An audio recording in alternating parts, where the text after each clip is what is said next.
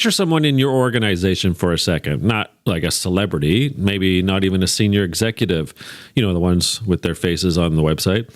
No, just somebody.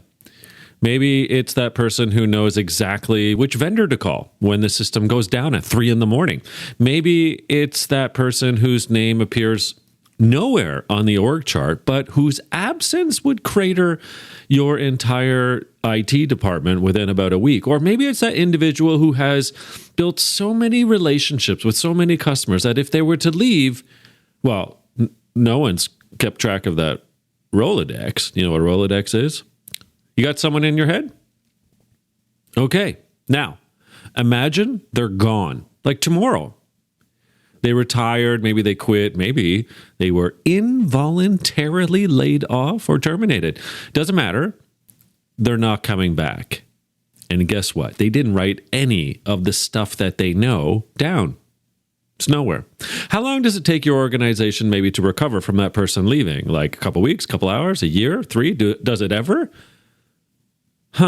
Well, that's what this particular episode is all about. Episode 2 in my little short series here.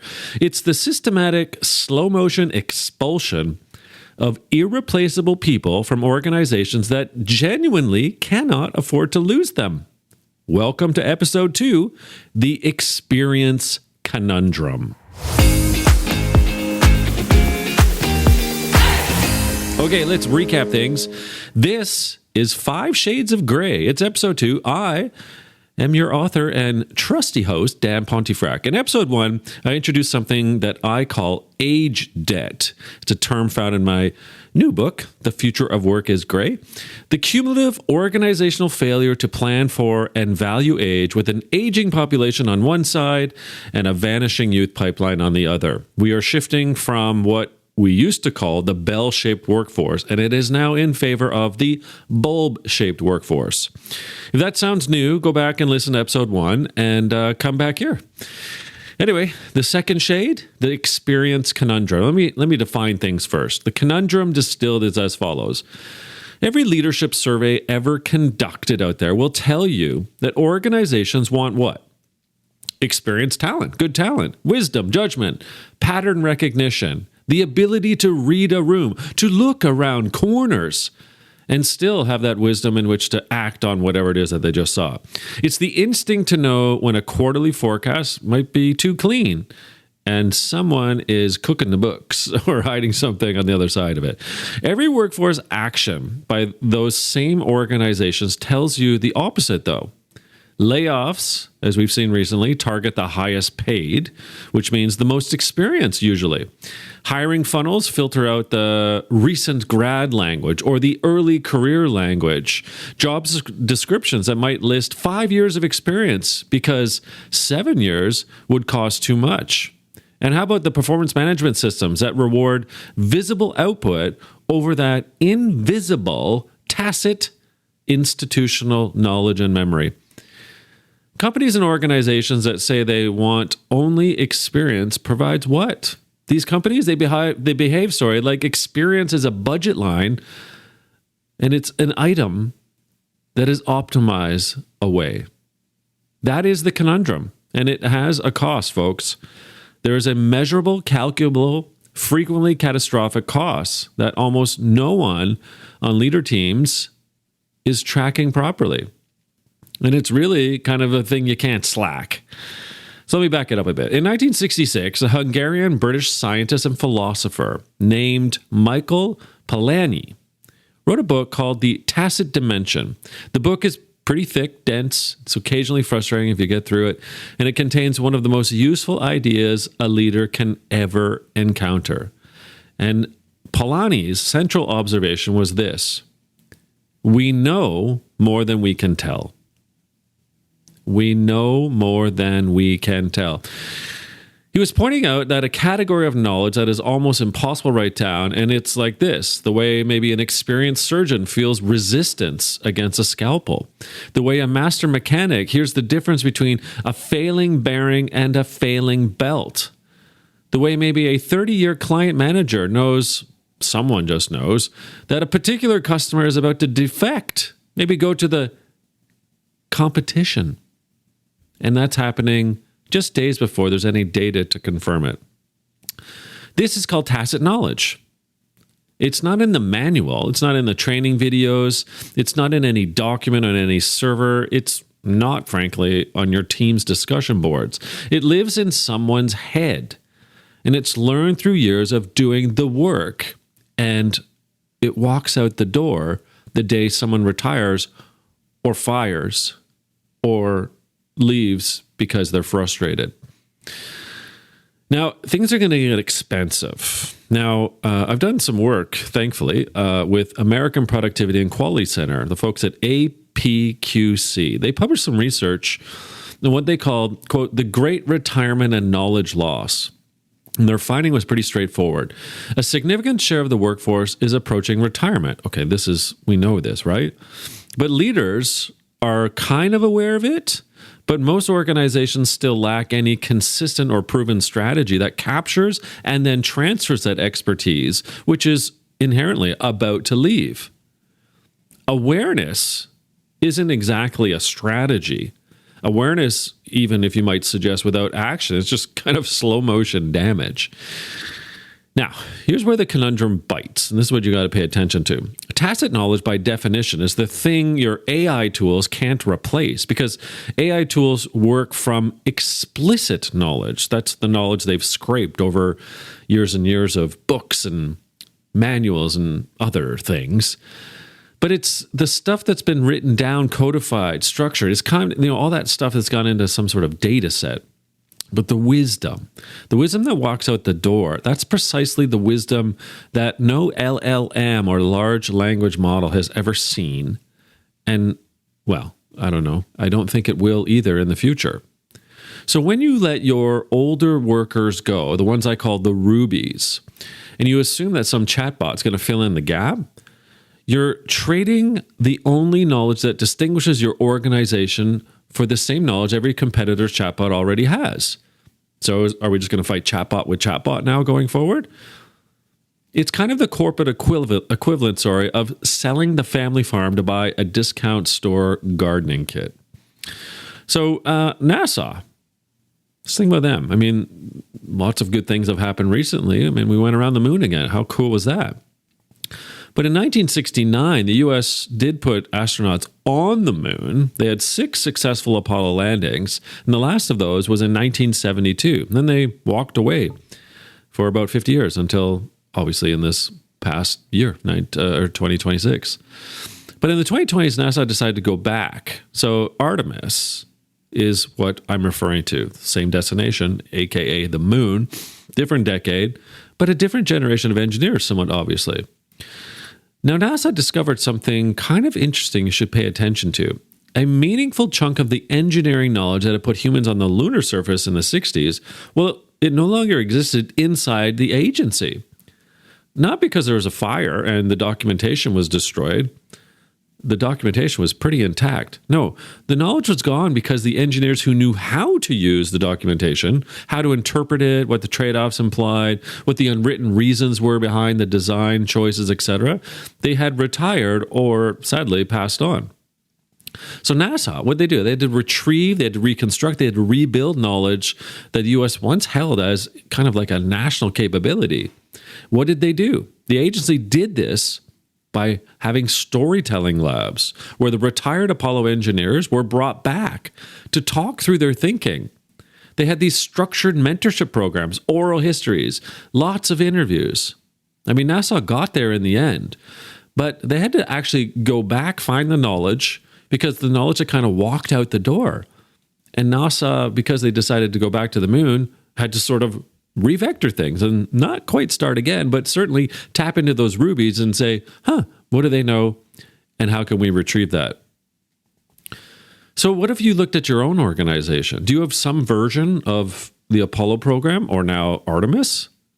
Do you have that foundational knowledge about your customers, your market, your ops, some of the failures, the wins even, that only maybe some of your longest tenure people have or had? Of course you do. Every organization has these stories, has these people. But what's your plan today to capture it before, like NASA, it walks out the door? When sometimes I'm working these days with leaders, I ask them the question. It's like, hey, do you have a knowledge management system? They do. But is it being used appropriately? And is it used in a way where they're capturing the knowledge before they put it into a knowledge management system? So if you think about the Apollo example as a one-off, well, that's not it's not true. Now, have you heard of COBOL? It's a programming language. It stands for Common Business Oriented Language, COBOL. It developed in 1959. Most working programmers today have never written a line of it. And, that's because computer science programs, they no longer teach it. And yet, if you do the search on this, COBOL still runs an estimated 220 billion lines of code in the production state around the world. Like the IRS, for example, in the US, COBOL, a bunch of banks and insurance companies, even airline reservation systems, COBOL. It's all running on a language that really nobody under the age of 50 was taught to read, let alone program in. So in the early stages of the pandemic in 2020, there were a bunch of U.S. state governors who went on television pleading, hey, anyone know COBOL? Any programmers out there want to come help us fix the unemployment systems that were buckling under the demand of the pandemic cases? So that's another, I guess I would call it, little example of age debt, and there's a price. So whether it's NASA, whether it's COBOL, do you have stories like this? Are you worried? Do you think maybe that we got to start paying attention to what experience we have in our organizations? So as I mentioned, there's the book is written in two ways. There's a side A, age debt, but side B in the book is called the experience dividend. And so for every dollar of age debt, I argue that there's a mirror image. There's a dividend that we can, earn. Not metaphorically, like literally. In this case, treating tacit knowledge as a strategic asset rather than something that we shouldn't pay attention to or some sort of payroll or cost item. So when we kind of think about experience dividend, in this case, wisdom and tacit knowledge, I look at it kind of like this. So once we start thinking about it, we can make better decisions, faster decisions in volatile conditions. Because why? Because you've got these seasoned people who can do things like pattern matching. They've lived through this in the past. They can look at past errors and these complex tasks and say, yeah, we did it that way once before. Don't go down that path. If you're in sales or customer relations, marketing, etc., these long tenured people, like they know things about their clients that hasn't been documented or haven't been passed on. And so you have better crises responses when things go wrong with the client because that individual knows how they're thinking and knows what's going on there. Now, there's a bunch of different data points. Gallup says that replacing a single employee costs anywhere from half to twice the salary, right? The David Applin Group puts that figure somewhere between 75 and 200% of total comp. Whichever study you have, it's pretty costly, but cost cutting still happens. So when we punt rubies out of the companies, out of the organization, when they walk, we let them walk, what are we doing? Now, I get P&L. I get that there's profit and loss. I get the fact that, economic times require hard decisions. But even when we need to make those hard decisions, what are we doing with that knowledge? Are we capturing it before it walks out? So a couple of things to be thinking about. Four. One, can you identify maybe your top tacit knowledge holders and whether or not you've captured those yet? So think about the judgment, the history, the relationships they had. What's going on there? Just identify them. Then number two, do you have some sort of knowledge transfer ritual? Whether it's a river, rock, or a ruby, so young, middle-aged, or older workers, like the QC's research is pretty clear that when organizations systematize knowledge capture through interviews, videos, mentorship, etc., then you are retaining dramatically more value than those who hope it happens just because, like hope as a strategy.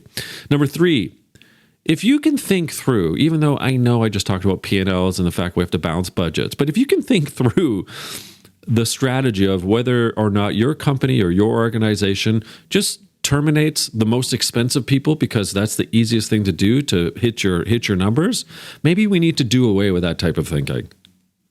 And lastly, number 4, what if we were to set up some partnerships, some kind of apprenticeship models, some reverse and forward mentoring programs where senior rocks and rubies are paired with younger rocks and rivers? Just as a way in which to maybe, I don't know, transferring that wisdom and making sure that people are getting it on each side. I think that's fair. Okay, so where does that leave us? So this was just a short hit for what I call, a huge gap when it is to do with wisdom, knowledge, tacit intelligence, etc. So next episode, I'm going to talk about the third shade, and that is the pressure points of longevity. So I hope you stick around for that one as well, because at the end of the day, there's a cruel irony.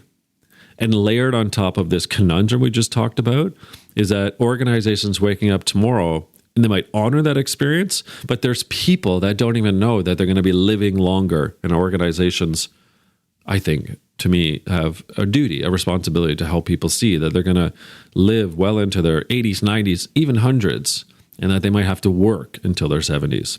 So that's to come. Thanks for tuning in on this particular episode. It's 5 Shades of Gray. This was episode 2. And just a reminder, my book is The Future of Work is Gray, The Untapped Value of Age in the Workforce. Hope you get yourself a copy. My name's Dan Pontefract. Thanks for tuning in.